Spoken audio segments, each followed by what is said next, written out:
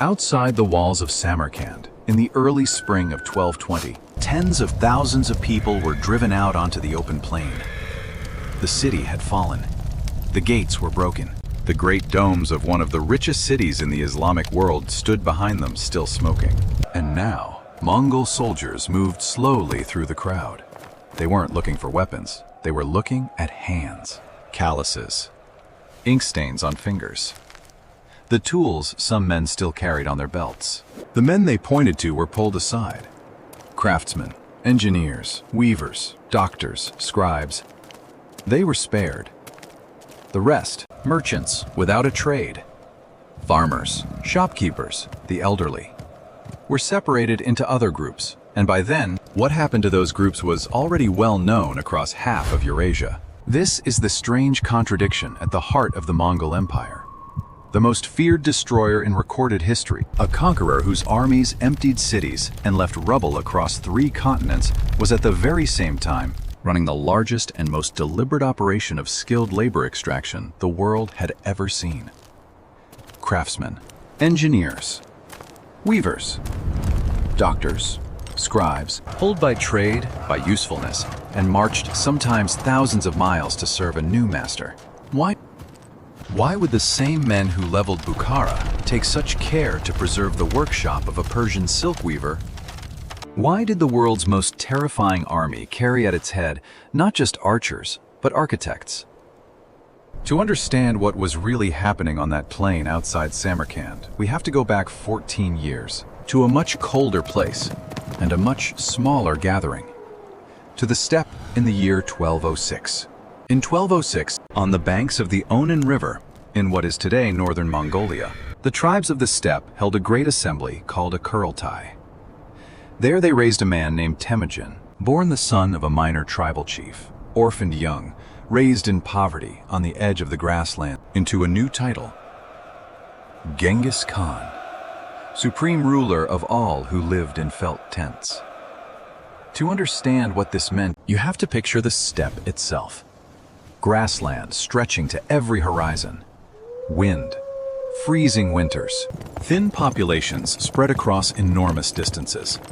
The land produced the finest cavalry in the world, men who could ride from childhood, shoot bows from horseback, live for weeks on horse blood and dried curds. What it did not produce was cities. It did not produce foundries. It did not produce silk. It did not produce paper, masonry trebuchets, or the sophisticated administrative bureaucracies that let a place like China feed millions of people. For centuries, the steppe tribes had lived off 2 things: their own herds and periodic raids on the wealthier civilizations to the south. But those raids had always been small, disorganized, and self-limiting. The moment one tribe grew powerful enough to threaten a neighboring empire, the other tribes would tear it down from within. Genghis Khan changed that.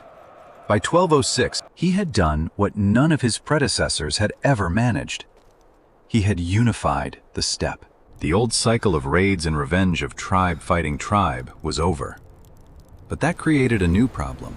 And it was the problem that would drive almost everything that came after. A unified steppe needed to eat. Politically, it needed to distribute wealth downward. A Khan who cannot reward his loyal generals soon finds his generals loyal to someone else. And there simply wasn't enough wealth on the steppe itself to satisfy an entire unified people. The animals grazed the same grass. The seasons produced the same yields. The internal economy had hit its ceiling. To keep the union together, the wealth would have to come from somewhere else. From outside, from the cities. From this moment, the direction of every Mongol campaign was set. Outward. And the entire history that follows, the destruction of empires, the sparing of craftsmen, the whole extraordinary machine flows from this single structural fact.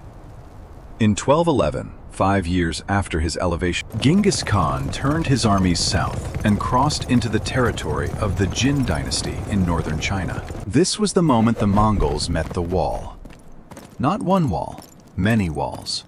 The Jin dynasty was a settled civilization built around fortified cities, and those cities were designed with a very specific enemy in mind: nomads. Their walls were tall, their gates were thick, their garrisons were provisioned to hold out for months, sometimes years. Everything the Mongols were famous for, the sudden charge, the feigned retreat, the storm of arrows from horseback, was of very limited use against a stone wall. For the first time in their history, the Mongols were staring at a form of warfare their entire way of life had not prepared them for. Cavalry could burn a village. It could not on its own take a city. This is the piece of the story most people miss. The image we've all inherited is of a straight-line horse archer sweep out of the steppe, and empires fall before them. That version is dramatic, but it isn't what happened. Horse archers on their own could not have taken a single major city of the Jin, let alone the great fortresses of Central Asia, let alone Baghdad. To take walled cities, you need engineers, you need siege towers, catapults, sappers who understand mining, men who know how to divert rivers, build pontoon bridges, cast projectiles. None of that lived on the steppe. So the Mongols did what they would keep doing for the next 50 years. They took it from the enemy. The turning point came in the spring of 1214 at the walls of a city then called Zhongdu, today Beijing. After a grinding campaign that had exposed the Mongols to the full misery of siege warfare, the Jin emperor sued for terms. Genghis Khan accepted. And what he demanded, more than gold, more than silk, more than territory, tells you exactly what he had learned. The tribute included 500 boys, 500 girls, 3,000 horses, and a large number of master craftsmen. The craftsmen were the point. From that day, the Mongol army had something no steppe army had ever had.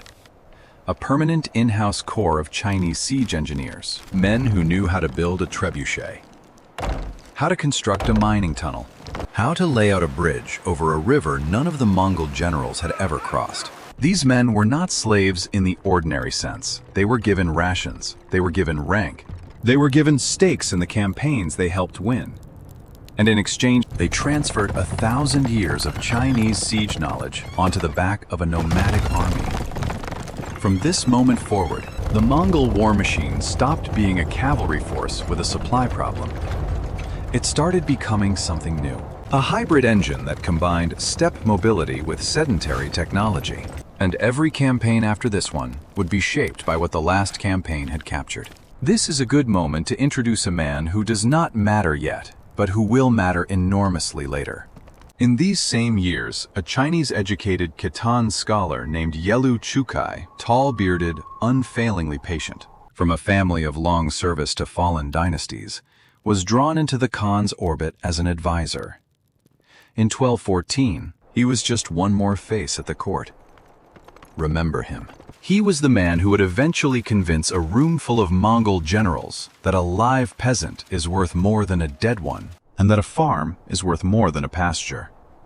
But that argument was still years away. For now, the Mongols were still learning, and every siege in northern China was a school. By 1218, the Mongol war machine had digested enough Chinese engineering to become one of the most dangerous siege forces in the world.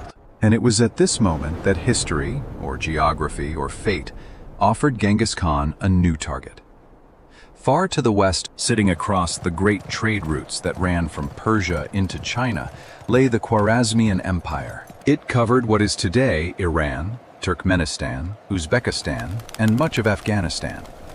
Its cities, Samarkand, Bukhara, Merv, Gurganj, were legendary, centers of Islamic scholarship, textile production, metallurgy, high art, and higher learning. Its Shah Ala al-Din Muhammad II ruled tens of millions of subjects. On paper, he was one of the most powerful men in the world. Genghis Khan did not at first want to invade him. He wanted trade. In 1218, a caravan of around 450 Muslim merchants carrying Mongol goods and Mongol diplomatic envoys was sent west into Khwarezmian territory to open commercial relations between the two empires. They were massacred. At a border town called Otrar, the governor, either on his own initiative or with the quiet approval of the Shah, executed the merchants and confiscated the goods. When Genghis Khan sent a second envoy to demand accountability, the envoy was killed too. For a ruler with Genghis Khan's temperament, this was not a diplomatic insult. It was a declaration. In 1219, the Mongol army cavalry from the steppe, siege engineers from northern China, logistics officers from a dozen conquered peoples turned west toward Central Asia. And what happened over the next 2 years would turn everything the Mongols had learned into a system. A system they would use again and again for the next century. The Mongol army that crossed into Khwarezmian territory in the summer of 1219 was, by the standards of any age, an impossible force. Modern estimates put it somewhere between 100,000 and 150,000 men. Small compared to the empires it was about to destroy, but moving with a speed and coordination that no sedentary army of the period could match. Cavalry columns capable of covering 60 miles in a day. Trains of Chinese siege engineers hauling disassembled trebuchets across mountain passes. Herds of remounts, thousands of them, so that every soldier had a fresh horse whenever the last one tired. And behind all of it, a communication system that a chain of relay stations across thousands of miles that let orders move faster than any human being in the ancient or medieval world had ever seen them move. For the Shah, this was inconceivable.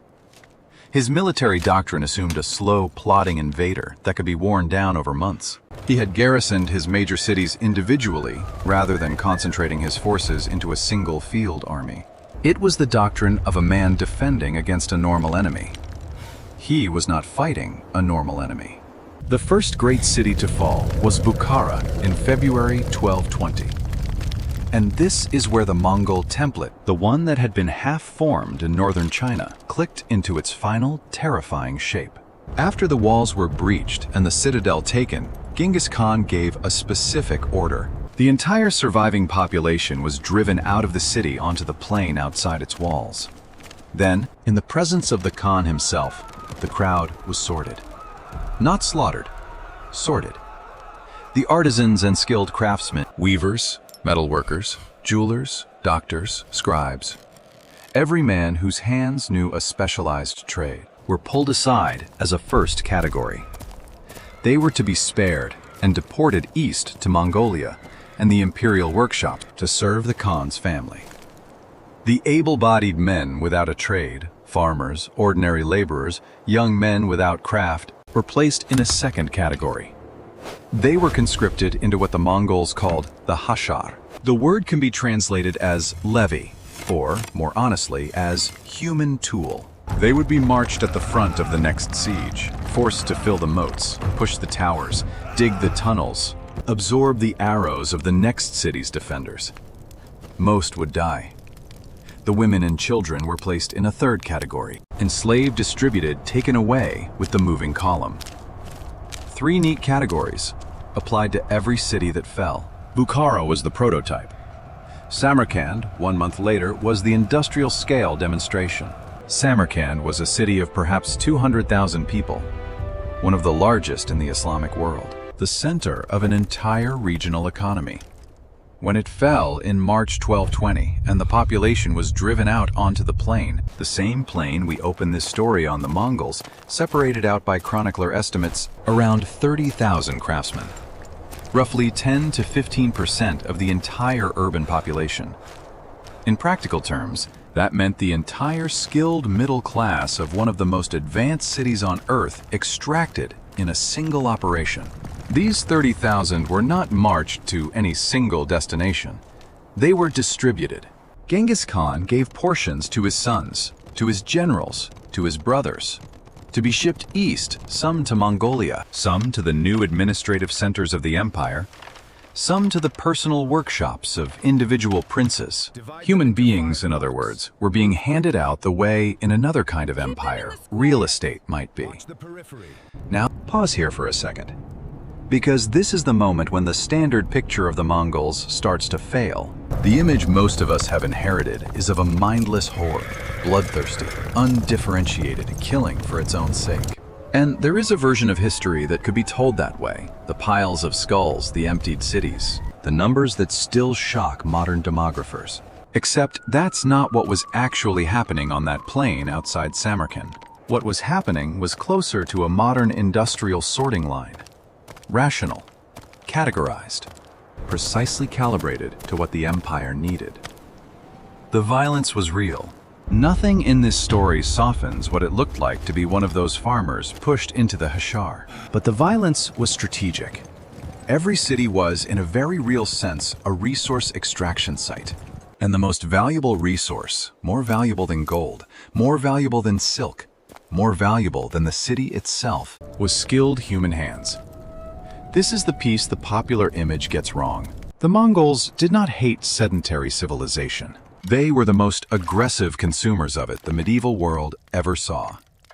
And the man who understood this best, on the receiving end, was a Muslim merchant from Khorazm named Mahmud Yalavach. Yalavach did not fight the Mongols, he read them. He understood very quickly that this was not a purely destructive invasion, that the Mongols had a use for men who could count, who could tax, who could organize a caravan, who could translate between languages, who could bring order to a conquered territory. He offered them exactly those services, and in return, he was placed at the head of the new civilian administration of first Central Asia and eventually parts of northern China. A Muslim merchant working for the men who had just destroyed his homeland cities, running the tax system of an empire that would eventually stretch to the Pacific. Yalavach was not a traitor. He was a survivor. But he was also something more interesting, the visible tip of an entire generation of Persian scholars. Chinese scribes, Uyghur clerks, Nestorian Christian doctors, and Muslim engineers who found themselves offered the same choice: die or serve. Enough of them chose to serve that within a single generation, the Mongol Empire was being administered at every practical level by the very civilizations it had conquered. Meanwhile, the war machine kept moving. And every mile it moved required a new engineering problem to be solved by men who had lived until very recently in the cities the Mongols were now marching through. Take the Amu Darya, one of the great rivers of Central Asia, rushing cold, hundreds of meters wide, cutting directly across the Mongol line of advance into the Islamic heartland. No steppe cavalry force had ever crossed a river like it, and no one in the Mongol high command had the faintest idea how. A Chinese siege engineer named Zhang Rong solved it. He built a bridge of boats across the Amu Darya, a pontoon constructed on the spot from local materials capable of carrying an entire cavalry army into a country its designers had never seen. Think about what that actually means. A Chinese engineer, whose ancestors had probably never even seen a Central Asian city, was designing the crossing that carried Mongol horsemen into the heart of the Islamic world. The Chinese engineering tradition, the tradition that had built the Great Wall and the Grand Canal, was now being turned outward. Deployed by an empire whose leaders could not, in the first generation of conquest, read or write in their own language, and who had never in their lives seen a walled city until roughly 10 years earlier. The Mongol war machine had become an anthology of everyone it had ever beaten. By 1221, the last major Khwarezmian city, Gurganch, also known as Urganch in what is today Turkmenistan, had fallen. The Persian chronicler Rashid al-Din wrote that 100,000 artisans were spared and shipped east from Gurganj alone. Historians consider that number almost certainly inflated. Persian chroniclers of the period routinely exaggerated the populations of destroyed cities, both to emphasize the tragedy and, in some cases, because no accurate census had ever been taken. The exact figure is lost. What historians do agree on is that the pattern was real. The scale was massive, and the direction of movement was consistent. Skilled hands moving east, toward the steppe. Which brings us to one of the strangest and most beautiful details of the entire empire. Somewhere in this river of forced migration, thousands of families walking eastward under Mongol escort, through the passes across the deserts, over months, sometimes years, were the master weavers of the Islamic world. The men who knew how to work a particular type of cloth called nasij, cloth of gold. Silk woven with gold thread in the intricate geometric patterns that had evolved over centuries in the workshops of Persia and Central Asia. The Mongol court had fallen in love with nasij. To the Mongol elite, this shimmering, precious fabric was the ultimate status symbol.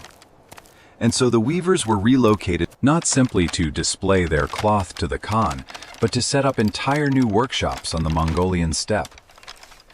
In valleys where a generation earlier no one had ever seen a loom of that kind, Persian weavers wove Islamic geometric patterns into gold cloth. For Mongol Khans, wrapped around the shoulders of men whose grandfathers had lived in felt tents. It is one of the strangest images in world history. And it is a perfect miniature of what this whole system was doing. Ripping talent from one civilization, planting it in the soil of another, and producing a fusion that had never existed anywhere before. And this was still only the first phase of it, because Genghis Khan was not building this system as a personal indulgence. He was building it as an inheritance. And he seems, from what fragmentary evidence we have, to have understood exactly what he was doing. He is reported to have told his sons that the empire he was leaving them would not survive on horsemanship alone. It would survive on organization, on expertise, on the men and tents who knew how to make things the Mongols themselves could never make. There is a detail worth pausing on here. The Mongol sorting system, the 3 categories on the plain, was not a policy invented on the spot at Bukhara. It was the codified version of something the Mongols had been learning to do city by city since their first Chinese campaigns. What Bukhara did was formalize it. From that point on, every Mongol general knew exactly what to do when a city surrendered. Sort. Extract the useful, convert the able, distribute the rest. This is the difference between chaos and empire. Chaos leaves rubble. Empire leaves rubble and a workshop. And for a few years, the workshops of the world all seem to be moving in the same direction, east, and up onto the plateau, into the felt cities of the steppe. In August 1227, on the final campaign of his life, a bitter, drawn-out war against the Western Xia dynasty, in what is today Western China, Genghis Khan, died. The exact cause is still debated. The Mongol chronicles are deliberately vague on the subject. He was around 65 years old. He had transformed a scattered federation of tribes into the largest contiguous empire in human history. But the point for our story is what he left behind. He left behind a war machine that could not function without foreign expertise, a treasury that depended on foreign administrators, a logistics network that required foreign engineers to maintain, a capital city, Karakorum, that was being built and populated largely by foreign craftsmen who had been marched there against their will. The empire he left was not an ordinary conquest state. It was deliberately an empire that had made itself dependent on the very civilizations it had conquered. From this moment forward, the Mongol elite were locked into a system in which the survival of their own rule required the continued extraction, protection, and cultivation of foreign talent. There was no going back to pure steppe warfare. The empire had eaten too much of the outside world to ever again subsist on grass alone, and that dependency was about to be tested. Because the man who inherited the throne would soon face a decision that would settle what kind of empire this was going to become. Not just a machine for sorting talent out of conquered cities, but something more permanent. The man who inherited the empire was Ögedei, Genghis Khan's 3rd son. Chosen as heir before his father's death, elected by the Mongol nobility at a great Kurultai in 1229. Ögedei was not the warrior his father had been. He was heavier, calmer, more comfortable with wine than with campaign tents. But he inherited 2 things that would decide the fate of the empire. He inherited the war machine his father had built, and he inherited a debate his father had never fully settled. The debate came to a head in the years just after 1229. The generals who had ridden with Genghis Khan, the hardliners of the old guard, were making a specific proposal to the new Khan. Northern China, they argued, was of no real use to a Mongol empire. The peasants who lived there paid taxes only reluctantly. The land itself was cluttered with cities and irrigation canals and rice paddies. Get rid of all of it. Kill the peasants. Break up the cities. Turn the North China Plain, one of the most densely populated agricultural regions on Earth, into pasture. Grass and horses. The land as it should be. This was not a fringe view. It was, until this moment, the closest thing the Mongol High Command had to a strategic doctrine. And it very nearly won. Yelu Chukai, the Khitan scholar we met earlier, the tall, patient bureaucrat drawn into Genghis Khan's court 15 years before, stopped it. He did not stop it with a speech about mercy. Mercy would not have moved that room. He stopped it with mathematics. He walked in front of the Khan and laid out the numbers. If northern China were turned into pasture, the Mongol treasury would gain, at most, a one-time windfall from the sale of captured goods. If northern China were instead taxed, its farms left standing, its craftsmen left in their workshops, its cities left intact under Mongol administration, the treasury would gain every year a river of silver, silk, and grain, recurring, compounding, vastly larger over a single decade than anything the hardliners were proposing. He is reported to have told the Khan a line that has echoed down to us for 8 centuries. You have conquered the empire on horseback, but you cannot govern it on horseback. Ogedai listened, and Ogedai decided. Northern China would not be turned into pasture. It would be taxed. It would be administered. Its peasants would live. Its craftsmen would keep their tools. The empire from this moment forward would extract wealth by preservation, not by destruction. This was the pivot.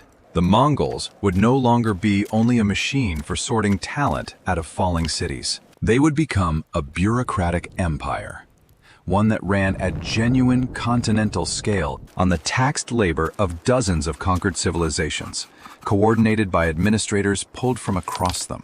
And once that decision was made, the machinery Genghis Khan had built took off.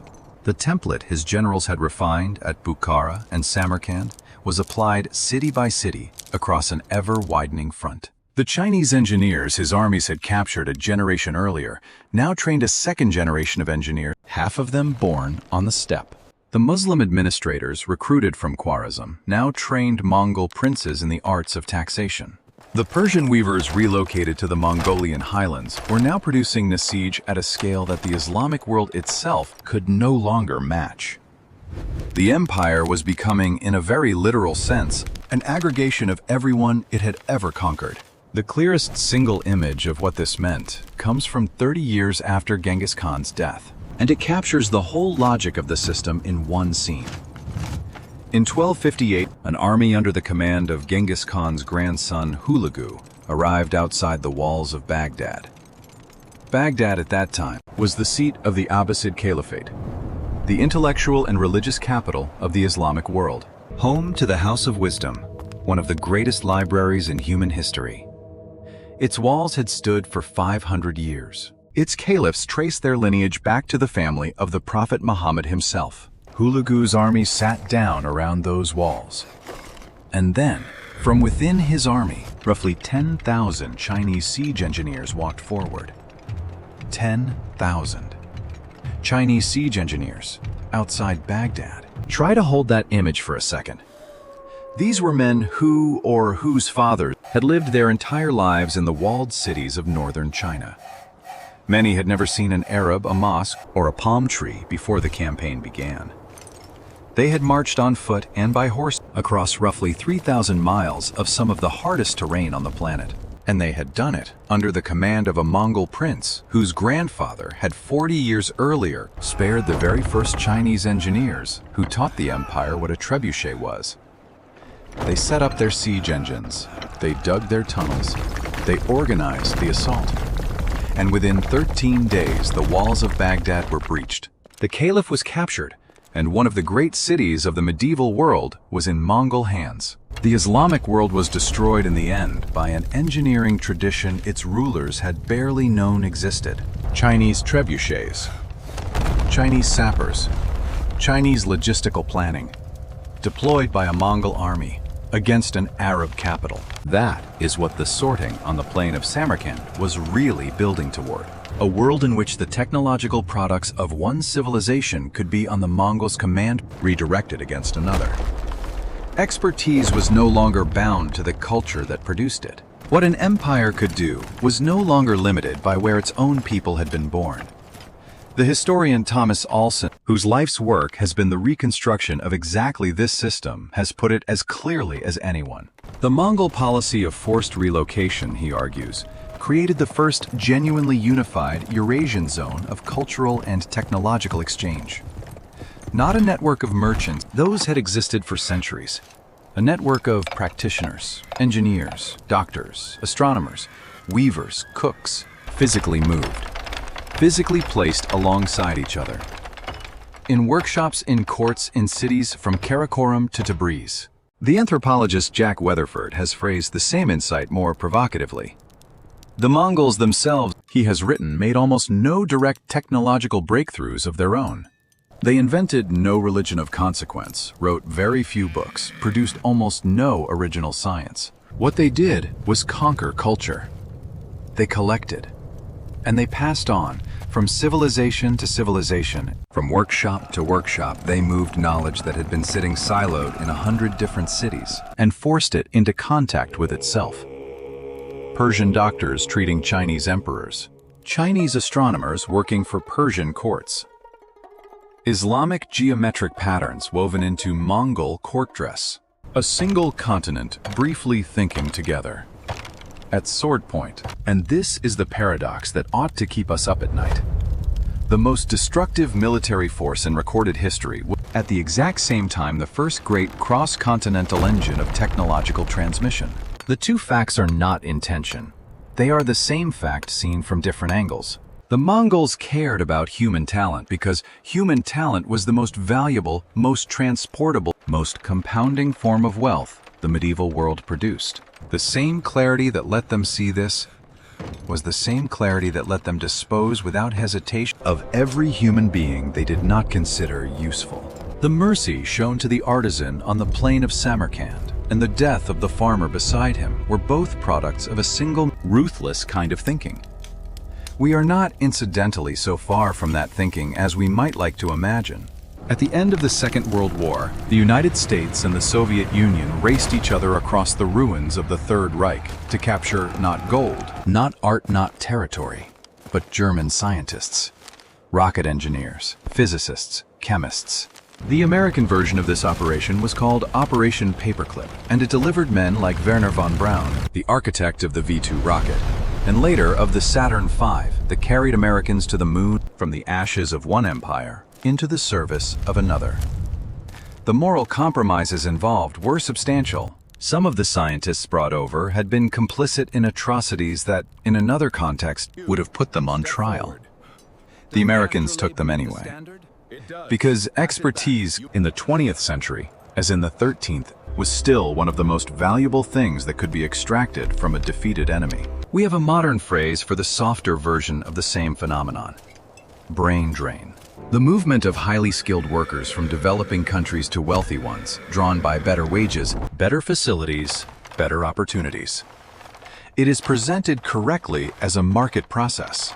Individual doctors choosing to leave Lagos for London, individual engineers choosing to leave Chennai for California. But the aggregate effect on the countries losing that talent is enormous and enduring. Structurally, the logic is similar to what the Mongols were doing, except that in the modern version, the sword has been replaced by a salary offer and the forced march by a visa. The Mongol version was simply the medieval one: mandatory, state-organized, enforced at sword point.